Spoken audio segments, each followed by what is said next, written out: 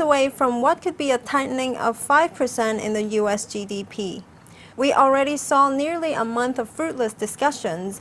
How do you see this panning out? Well, the thing I think people maybe don't understand is that unless the US government, between the administration of the President and the legislature, the Congress, unless they actually come to a decision by the end of next week, the US economy will basically fall off that fiscal cliff because they don't have time to draft the legislation before Christmas and before the New Year holidays.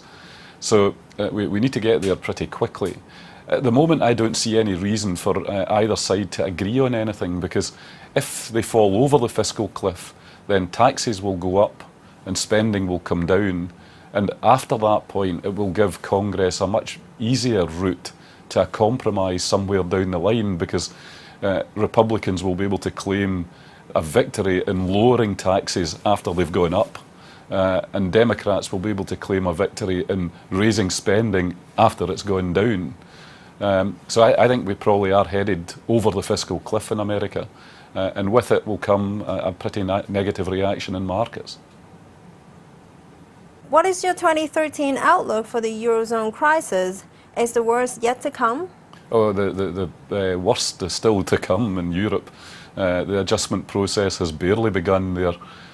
When we look at overall private credit debt figures, they're down a mere 5 percentage points over the last 5 years. They've probably got to fall at least another 15, 20, 30 percentage points as a percentage of GDP.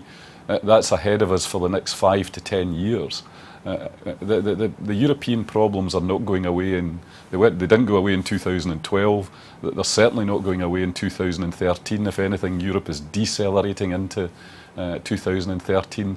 They still have a currency that most European countries in the periphery can't cope with. It's far too high. So I think the crisis continues into 2013 and gets worse. Looking at all the factors in the current global economy, how different is your investment approach for the next year? Yeah, we've been relatively negative on Europe for this year, and that hasn't worked out that well. The German stock market's up well over 20%.